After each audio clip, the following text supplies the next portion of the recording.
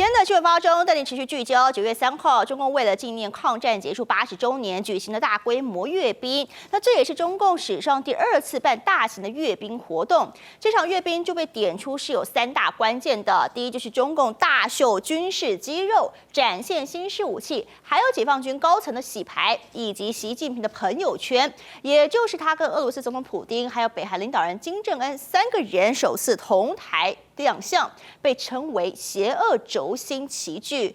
那习近平发表谈话时间大约是10分钟。值得注意的是，虽然习近平没有直接提到台湾2个字，但是很多次的都强调坚决维护国家主权、统一、领土完整，这就被外界视为是对台的政策明确宣示。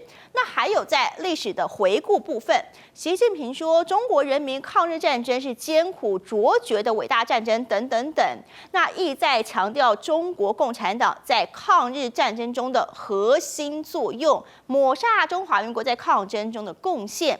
不过这样的场合，国民党前主席洪秀柱他还是选择出席了。央视也称洪秀柱是国民党的代表，引来抨击，根本就是在帮中共宣传。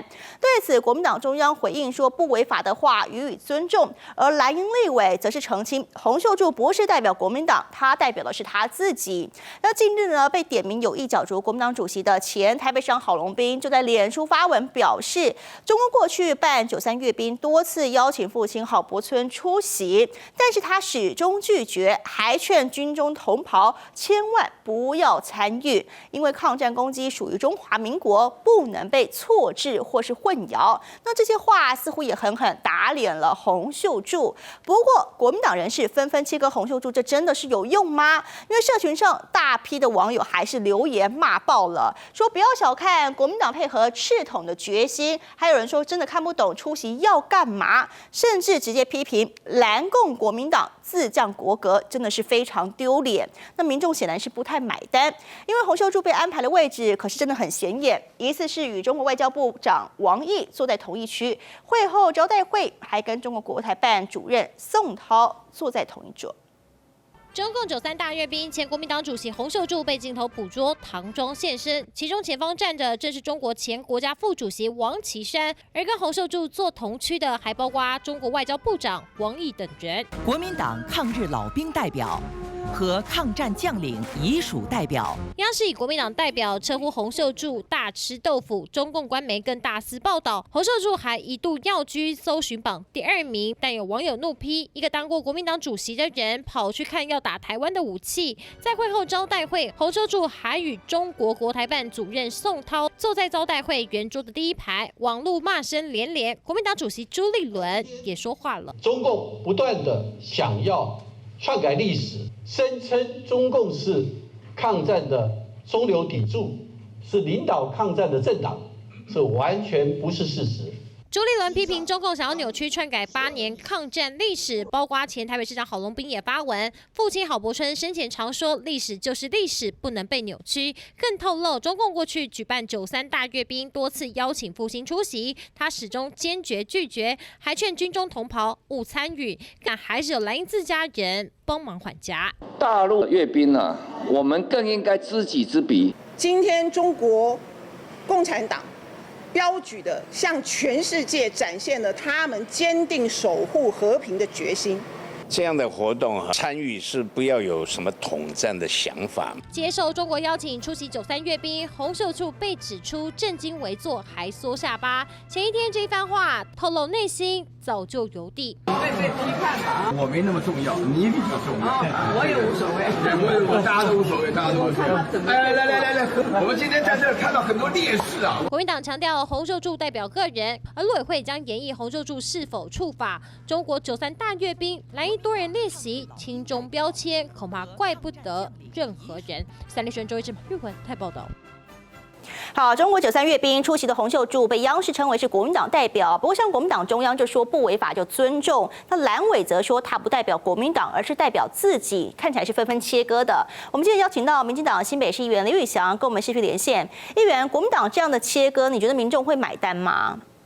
国民党这样切割，民众当然是不会买单，因为洪秀柱曾经担任过国民党的党主席，那他今天到哪里都是国民党的前主席这样的一个身份。那到了中共的这个93阅兵的现场，其实某种程度就可以让中共这一边来宣传说，国民党派出了代表到中国来参加他们的阅兵。那这个对比过去洪秀柱在93阅兵的这个评论上面在10年前他曾经评论连战要过去参与阅兵是一个不适合的，也这样的做法也是伤害中华民国的。那现在洪秀柱却做出同样的这样的一个做法，其实这是伤害台湾人的一个情感，同时也是在伤害中华民国。那其实中共看起来就是想要篡改历史嘛，那也很故意的邀请台湾在野党的重点人物。不过这些他们对台湾这些手段，那越做越多，是不是只会让台湾国人对他们更加反感而已？我想台湾国人对于中共的厌恶，从过去的民调看起来都是持续的升高当中。那么中共现在各种篡改史观，包括2战的历史，包括抗日的历史等等，其实这一切都会让台湾人民离中共越来越远，甚至于认为中共其实所有的做法都只是想要并吞台湾而已。那不论他们现在做的什么事情呢，其实只会增加台湾民众对于中国共产党的厌恶感。那现在国民党的政治人物竟然还有人愿意去配合中共做这样子的一个大内宣、大外宣，坦白讲，这是一个非常不智的行为，也伤害台湾民众对于政党的一个信任。好，我们谢谢议员。另外来看到行政院长卓荣泰接受专访时透露，礼拜4院会将讨论婚育宅政策。原来你住在我们的社宅或青年住宅里面的，我们有租金补贴。那如果现在你在单身的人住在里面，你要结婚了，我们会给你租金加码。行政院长卓荣泰3号接受节目专访时，抢先透露，行政院将在4号院会讨论婚育宅政策，育有0岁到6岁小孩的家庭可以申请，居住期将延长为12年。另外，租金补贴将会再加码。这个是一方面解决少子化问题，一方面解决青年人的居住正义问题。除了推动婚育宅，为了增加育婴假弹性，育婴留停请假单位拟定将改日计算，依照现行的育婴留职停薪实施办法规范，子女未满3岁的父母可请育婴假，最长可以请2年，最短30天。原则上，每次请假要满6个月，30天的短期请假在期限内最多只能2次。修法后，希望有30天可以用日来请，如果遇到突发情况，可以请1天就好，不用浪费30天或6个月。而相关政策预计明年元月上路。因为就是说我们说的不够那么完整了，而且次数也不够多，方式也不够那么贴近大家的了解的意思来说，所以这个我们要改进。卓荣泰表示，赖总统讲的4大优先，包括经济优先、民生优先、青年优先以及弱势优先，行政院会逐步予以落实。率先提出婚育宅，就是要让民众对政策实施更有感。三立新闻高冠轩、蔡佑贤台北采访报道。93军人节，面对中共扩大举办阅兵，总统赖清德喊话：团结必胜，侵略必败。赖清德总统出席军人节及全民国防教育日表扬大会，亲自颁奖，致辞中更强调，真正的和平来自团结抵抗侵略的决心和坚强的实力。当前的安全环境比以往更加严峻，今年也是第2次世界大战终战80周年，从2战的胜利到92海战以及823炮战的光辉。最宝贵的教训就是团结必胜，侵略必败。93前夕，美国参议院军委会主席维克率团访台，有学者分析，这是美国对台承诺、力挺台湾、对台湾安全关注的3大强烈讯息。As to the second point, of course, it's nonsense to suggest that self-determination and democracy is a threat to world peace. Quite the contrary. 主席维克与参议员费雪来台前拜访夏威夷、关岛、帛琉、菲律宾等国家，凸显美国高度重视印太安全。所以未来我们期待能够跟美国合作，从规划、设计、生产、制造，也让2国的国防合作可以进一步的密切结合。面对中国大张旗鼓阅兵，重量级美国联邦参院军委会主席率团访台，更彰显台湾安全、台美伙伴关系的重要性。三立新闻台北报道。政治话题，国民党立委徐巧芯挺过726大罢免之后，就自掏腰包带助理前往捷克员工旅游。2号晚间，他在社群发文说，在机场巧遇了民进党立委王义川，他还假装是粉丝，就上前要求合照。不过也可以看到啊，王义川呢，他是立刻起身并直言不想理你。这段画面引发网友2极评论。不过我们三立新闻求证王义川，他也透露，当时候除了徐巧芯之外，事后他又找了助理从另一头跑过来，也是要拍照。先生你好，是你的粉丝，可以跟你拍照吗？蓝委徐巧芯戴着墨镜，手机录影，笑得这么开心，全是因为在机场贵宾室巧遇他。哦，没有啦，我是你的同事啊。认出来了吗？不想。刚好也准备出国的绿委王义川，一见到自称粉丝的人，竟然是徐巧芯，立刻变脸，起身就走。徐巧芯则是火速把影片PO上网。喜滋滋要大家看看自己遇到谁，徐巧芯还要大家不要说他偷拍。PO文一出，网友纷纷留言：巧芯真的很敢。赖以任更称就喜欢看到民进党气得牙痒痒，但又拿你没辙的样子。只不过也有网友批评，突然打扰别人，再录下自己得意洋洋的样子。巧芯委员轻松展现中国人的嘴脸和行径，一开始以为是什么低级当有趣的网红，原来是国民党立委。就一个人基本的礼貌，这个不是什么立法院，你们2个人在攻防。如果你们没这个交情，你这样去打扰别人，这叫没水准加没品。你还把人家录下来，然后再上网，把它消费流量到极致，不是很恶心呢？如果徐巧芯扮成粉丝，只要他不比这样，我都 OK 了。至于当事人王义川透过文字还原指出，徐巧芯跑来扬称是粉丝要拍照，但一眼就认出是他，不想理他，所以起身离开座位。但他已经从头到尾录影，离开之后又叫助理从另一头跑过来，也是要拍照，我也不认识。尽管王义川当下被突袭入境，面露不悦，但徐巧芯似乎不在意。平常时他对黄国昌大声的说：“你大声什么啦？”或者是说呢，他可能这个在立法院里面说最累最累哈，可是私下的一面呢，似乎好像呢碰到我们来打招呼，连理都不理就转身就走。在机场贵宾室不问过当事人，直接让王义川入境，还po文，有没有逾越基本尊重的那一条线？民众心中自有把尺。三立新闻周一至马玉环台报道。国际焦点：中共93阅兵让习近平跟俄罗斯总统普丁，还有北韩领导人金正恩3巨头世纪同框。自称这3个人关系都很好的美国总统川普也在紧盯这场阅兵，并在社群发文指控俄朝密谋对抗美国。而不少外媒跟专家都分析，习近平借着这一次机会向外界展示反西方势力的新联盟正在成型。不过就在阅兵开始前，一段对话意外曝光。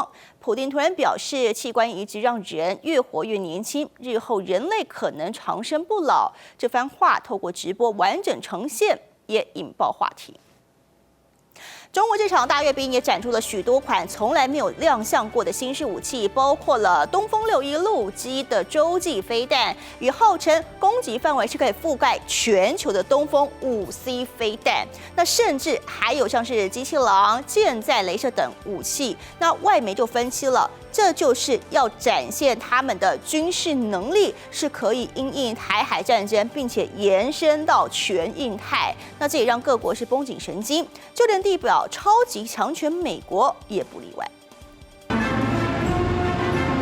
借抗战胜利80周年纪念之名，中共操办93阅兵，全方位展示最新军武火力。核导弹第1方队震撼登场，受阅的惊雷1空基远程导弹、巨浪3潜射洲际导弹、东风61陆基洲际导弹、东风31新型陆基洲际导弹。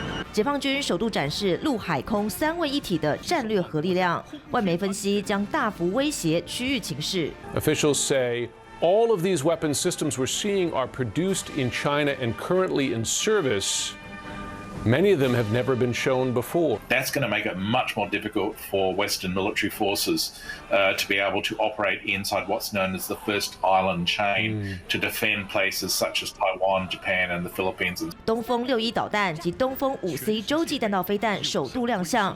东风5C 号称可携带多达10枚分导式核弹头，射程超过1.3万公里。加上这4个关键字：打击范围覆盖全球。歼35、歼20S 等歼击机、舰载机也成焦点。由俄乌战激发的各式无人机、反无人机、电子讯息作战方队逐一亮相。So-called anti-drone microwave, whereby they will have a system effectively emit microwave, bring down drones at a distance. 中方阅兵，美方紧盯，铁证之一就是今天的五角大厦披萨指数，在阅兵开始后一路狂飙435%。韩媒甚至以美国怕了吗为标题报道中国阅兵。不过，美国印太司令帕帕罗上将在二战终战80周年活动上强调，一旦美中开战，美军将展现压倒性优势，与盟友并肩作战，克敌制胜。三立新闻凯韩报道。中共大办阅兵，至于台湾这边93军人节，那总统赖清德是出席忠烈祠秋祭，事后他也发文向国军致敬，写下台湾不拿枪杆子纪念和平，而是缅怀先烈。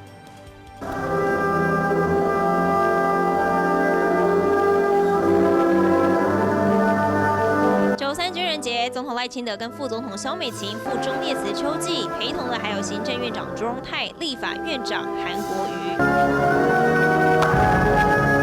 献花纪念先贤，赖总统也跟彝族互动，逐一握手致意。典礼结束后，还剖图卡向保家卫国的全体国军致敬。内文中提到，台湾不拿枪杆子纪念和平，手中的装备是用来保家卫国，不是用来侵略扩张。更提及法西斯的定义很广，包含极端民族主义，追求某种虚幻的大国复兴。全世界追求和平的人们都会希望这种形式的政体不要再次发生。字字句句似乎都在回应中共93大阅兵。在对日战争中，中共只图扩大自身势力，对战事并没有贡献。不管中共花多少资源办庆祝活动，都掩盖不了铁一般的历史事实。面对中共穷兵黩武，我国国军虽秉持备战不求战原则，但也向国人展示自我防卫能力。包含 M1A2T 战车、海马式多管火箭、陆舰2飞弹等新式武器装备，展现防卫战力。卓荣泰也在军人节这天抛出图卡，强调近期持续调整部队的薪资加给。从2018年至今，国军薪资已调整4次，每次涨幅平均有3%到4%，并盘审各项福利跟措施。国军保家卫国，政府也当最强后盾。三立日报韩徐纯台北采访报道。